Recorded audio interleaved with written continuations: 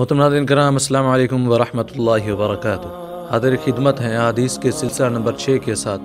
فرمایا نبی کریم صلی اللہ علیہ وسلم نے، ان اولی الناس باللہ من بدأ بالسلام، بلا شبہ لوگوں میں سے اللہ کے نزدیک وہ شخص زیادہ مقرب ہے جو سلام کرنے میں پہل کرے۔ فرمایا انک لست بخیر من احمر ولا اسود الا ان تفضلہ بتقوی، تم نہ سرخ رنگ والے سے بہتر ہو اور نہ سیاہ رنگ والے سے، مگر یہ کہ تم ان سے تقوی میں بڑھ جاؤ۔ محترم ناظرین، اس حدیث میں ایک قانون بیان کیا گیا ہے کہ انسانی فضیلت ظاہری شکل و صورت سے نہیں ہوتی، بلکہ انسانی فضیلت کا دار و مدار دینی، اخلاقی اور کردار اور تقوی پر ہے۔ فرمایا نبی کریم صلی اللہ علیہ وسلم نے، ان الصدق لتطفئ غضب الرب وتدفع میتۃ السوء، بلا شبہ صدقہ اللہ کے غضب کو ٹھنڈا کرتا ہے اور بری موت سے بچاتا ہے۔ مالدار جو صاحب نصاب ہوں ان پر اپنے مال سے 40واں حصہ اللہ کی راہ میں محتاجوں اور مسکینوں کو دینا فرض ہے، اس کو زکوٰۃ کہتے ہیں۔ اس کے علاوہ جو زائد مال اللہ کی راہ میں خرچ کیا جائے اس کو صدقہ اور اردو میں اس کو خیرات کہتے ہیں۔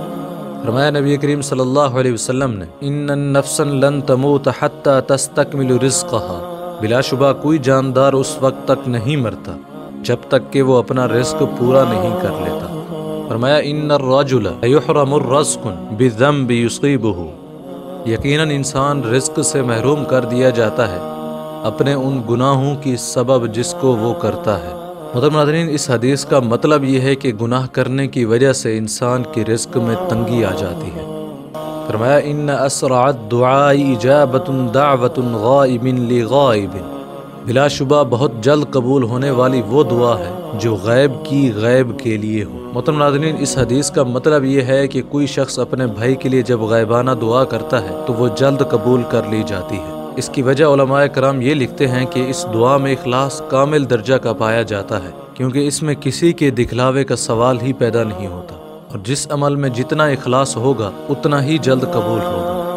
فرمایا نبی کریم صلی اللہ علیہ وسلم نے، ان لکل امت فتنۃ وفتنۃ امت المال، بلا شبہ ہر ایک امت کے لیے آزمائش رکھی گئی اور میری امت کی آزمائش مال میں ہے۔ محترم ناظرین، اس حدیث کے دعوے کو سامنے رکھتے ہوئے عہد نبی صلی اللہ علیہ وسلم سے لے کر ہمارے اس زمانے تک تاریخ پر اگرچہ سرسری نظر ہی ڈالی جائے تو یہ بات مخفی نہیں رہے گی کہ یہی مال سب کے لیے آزمائش بنا رہا ہے، جس کے ذریعہ سے بے شمار بندوں نے اللہ کی بغاوت و نافرمانی کی اور اصل زندگی مطلب آخرت کی نعمتوں سے محروم ہو گئے۔ فرمایا ان الشیطان یجری من الانسان مجری الدم، یقیناً شیطان انسان کے جسم میں خون کی طرح چلتا ہے۔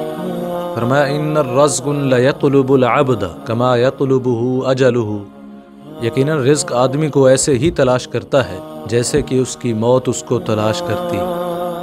فرمایا نبی کریم صلی اللہ علیہ وسلم نے، ان لکل شیء شرۃ ولکل شرۃ فطرۃ، بے شک ہر چیز کے لیے تیزی ہے اور تیزی کے لیے سستی ہے۔ محترم ناظرین، حدیث کا مطلب یہ ہوا کہ جب کوئی شخص کسی کام کو شروع کرتا ہے تو شروع میں تو وہ اس کام میں حد سے زیادہ پڑ جاتا ہے اور اس میں خوب اپنی طاقت خرچ کرتا ہے۔ اس کا عموماً نتیجہ یہ ہوتا ہے کہ یہی شخص چند دنوں میں سست پڑ جاتا ہے۔ تو اس حدیث میں اس بات کی ترغیب دی گئی ہے کہ ایسا نہ کرو کہ شروع میں تو خوب تیزی ہو پھر آہستہ آہستہ سست پڑ جاؤ، ابتدا ہی سے میانہ روی اختیار کی جائے اور افراد و تفرید کی راہ چھوڑ کر اعتدال کا راستہ شروع ہی سے اختیار کیا جائے تاکہ کام تکمیل کو پہنچ سکے۔ محترم ناظرین، دعا کرتے ہیں کہ اللہ تعالی ہمیں دین کی صحیح سمجھ عطا فرمائے۔ امید کرتے ہیں یہ ویڈیو آپ کے علم میں اضافے کا سبب بنی ہوگی۔ اگر یہ ویڈیو آپ کو اچھی لگی تو اسے لائک کریں اور شیئر بھی کر دیں۔